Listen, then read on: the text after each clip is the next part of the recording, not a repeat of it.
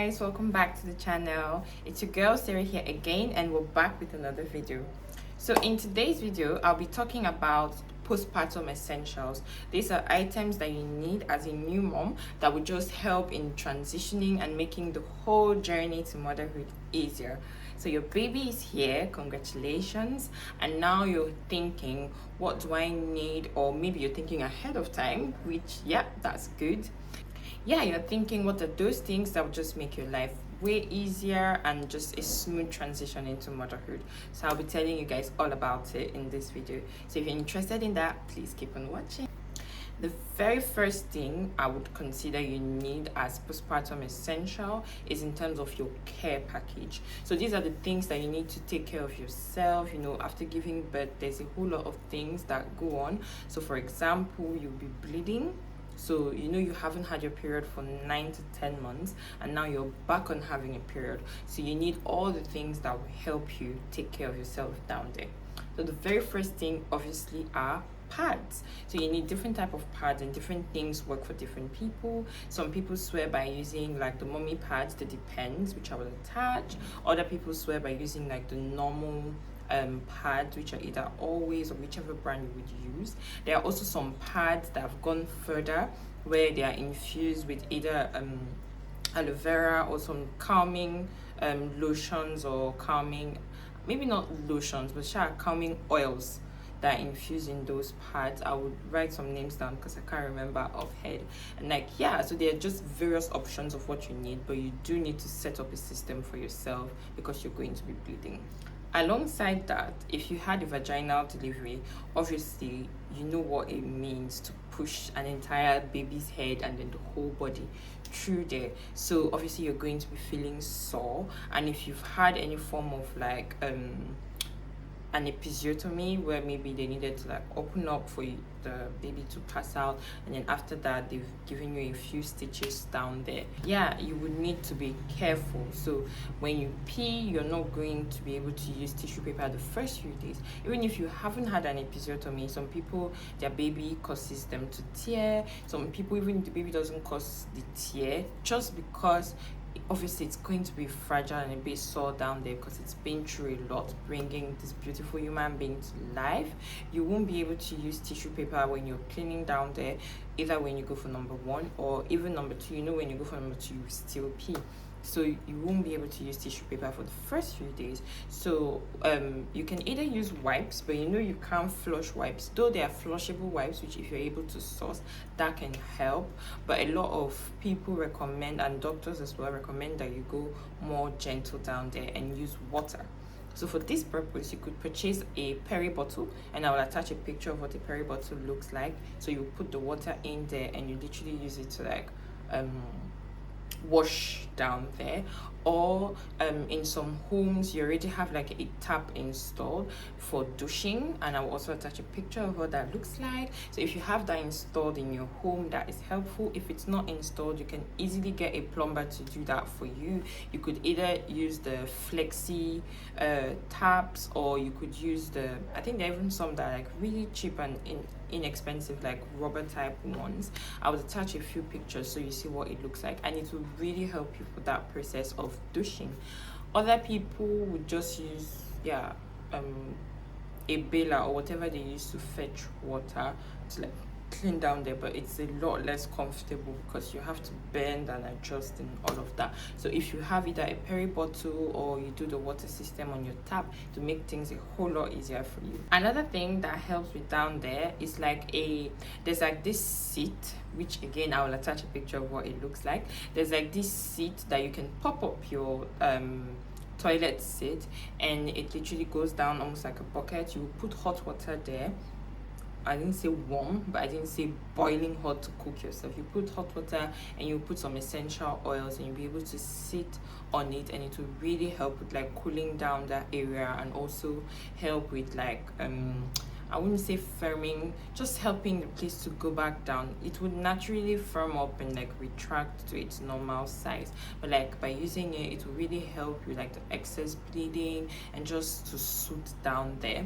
It's I think the more modern method compared to what our African moms were used to in terms of like the hot water bath. So yeah, that system is easy to find. You will get it from most Instagram vendors. I actually bought one for myself because I didn't plan on having a C-section, but because I ended up doing a C-section, I didn't use mine, so it's still packed up, but like I'm keeping it for my next deliveries, and like it's really good to have handy at hand. It also has like some form of a pump where you can literally press and the water will come up to like wash up. Yeah, so it's really handy. Another thing I would recommend is for you to get nursing bras. Yes, you've given birth and you feel like, oh my god, you will go back to wearing your normal bras. For now, not yet. So if you're breastfeeding, you're going to need nursing bras, first of all, for more support, because you realize that your boobs have grown bigger than what they were previously, and if they are engorged and all of that, it will be even bigger. So your normal bra will not be able to give you the support that you need. Also, it won't give you easy access for breastfeeding or pumping. So on most nursing bras, I'll be attaching pictures and possibly videos if I'm able to of what it looks like. On most nursing bras, you have like a detachable strap here where you're able to detach, some open on the bottom with like a zip, so whichever one works easier for you. So if you need to like nurse your baby, it's easier for you than for you to remove the whole bra and like be fighting with your bra on how to remove it to feed the baby. You literally just pop it up, feed the baby, put it back. And if also you're pumping on the go, it's easy for you, just pop it down, pump, and like pop it back up. So yeah, nursing bras are a must. Some nursing bras work better than others, and I say that for myself. I bought at least 4 different types, not 4 bras, 4 different types. So in each type I bought several, but I can't lie to you, there are only 2 of those types that I bought that I really loved. It's not necessarily brands, but I would attach pictures of what they looked like, and they tend to look more like a sporty bra. The nursing bras that I bought that looked more like a normal bra, if I would describe it that way, that looked closer to like what a normal bra would look like, they are not the most they don't hold the most, but the ones that look like sports bra really do it for me. They put everything together, looks better on your outfit, doesn't look like you're wearing a nursing bra or whatever. I'm actually wearing one of them right now. Doesn't look that way, whereas the other ones, they just have a way of looking that I don't really like, and it doesn't give you the necessary support. So yeah, whichever one works for you. Obviously, there are some brands of nursing bras that are like amazing, and they are known for like the best comfort, easiest to use, and all of that. You can do more research into it if it's something you're so passionate about. But if you just want to know what are like the easy breezy things that you can take off your list and do right, here are the ones, and those are like the bras I would suggest. Alongside with the underwear, you would also need high-waisted panties. Yes, why high-waisted? I know that not all women have had a C-section, but if you've had a C-section, then definitely you're going to need a high-waisted underwear, because you can't wear something that will stop just right where your incision is, especially when you're still healing. When you're done healing, do whatever works for you, but when you're still healing, it's better to wear something high-waisted. Also, even if you didn't have a C-section, high-waisted underwear just tends to like pack everything there. You know how like you already have some form of a fupa because you just gave birth, so yeah, don't feel bad about it. But like when you're wearing certain outfits, you don't want it to like just be bulging out and stuff. So the high-waisted underwear kind of like puts everything together, just slims it out a bit, like the Skims stuff, like Kim Kardashian's brand. There's so many, you don't need to buy her one, but I'm just saying a bit like what that does. So it also just snatches you a little bit. So I would recommend that you get those high-waisted underwear. Added to these, you would also need nipple cream.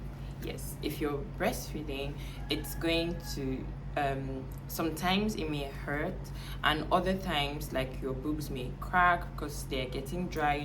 Your baby stays to the boob for long and they're sucking and all of that, and sometimes they may bite, so you get some little injuries here and there, and like it will be hurting. Also, it may crack based on the fact that now it's wet and for a period it's like dry.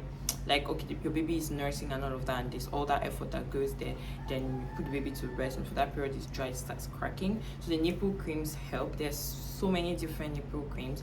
The one I used, I will attach a picture, but like, you can do your research and see whichever one you think will work best for you, but get some form of nipple cream.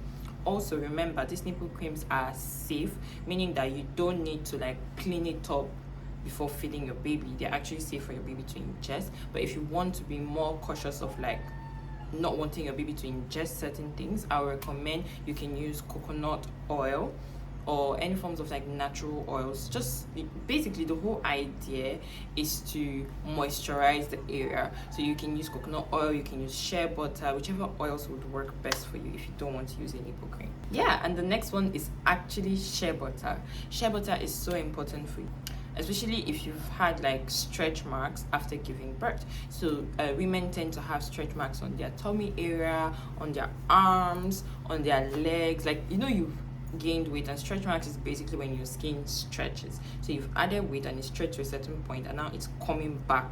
Like that process of tightening, it appears those lines, either the darker lines or the lighter lines, whichever type of stretch marks. So using like shea butter to rub on the area and all of that, it will help really reduce the appearance of the stretch marks, and with time they'll fade away. So yeah, you can use shea butter for that, but you can also use shea butter for moisturizing. A lot of women do suffer dryness, especially on like the tummy area, on your boobs as well, after giving birth, because literally those areas have expanded so much. So yeah, it will be helpful. You can like use it to moisturize down and everywhere. When I mean down, like below your boobs, on your tummy, just all the areas that need moisturizing apart from the stretch marks. Yeah, and it's very useful. But if you don't want to use shea butter, you can also use coconut oil for this. Another important item you would need, it's not actually one item, it's a group of items, are your beauty products. So a lot of women, especially black women, we tend to like darken during your pregnancy, either your face, your neck, some people your chest, some people all the way to your tummy and everything. So after giving birth, I advise you to go straight on back to your skincare. It would be best if you were actually still doing your skincare while pregnant, but I know that a lot of women complain about some products maybe that are scented, so they kind of don't enjoy using those products during pregnancy. So let's just say you've given birth already and you weren't doing your skincare, please go right back on it. Scrub your face so you're able to exfoliate all the way down, then use your cleanser, whichever cleanser works for you, and use your day creams and your night creams, like whatever your normal routine is, just to help with like getting rid of that dead skin, the darker skin. It's literally just dead skin, it's going to go off, but like just help the process. Then if you know you're going to be going out, obviously use your sunscreen. Whatever you normally do for your skincare, please get back onto it, and you'll see your skin coming back to its previous glory, and even maybe way better. So yeah, I would advise you get all your beauty essentials.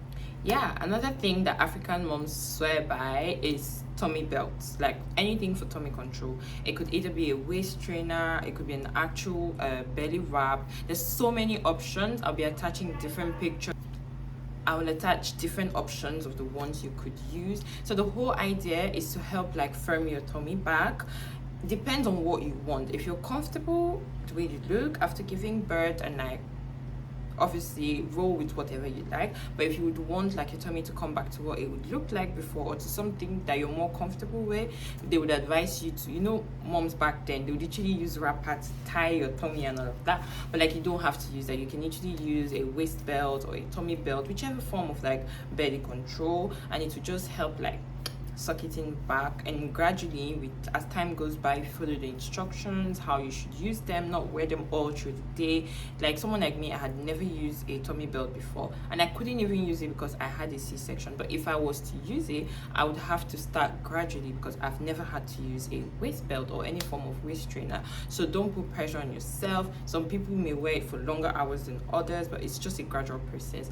Whatever your goal is, just work at it step by step and you get there. The last but not the least important items to me are comfortable outfits, comfortable clothing, loose outfits, things that are breathable. I would go with more cotton options, things that are not sticky to your skin, are not uncomfortable, and all of that.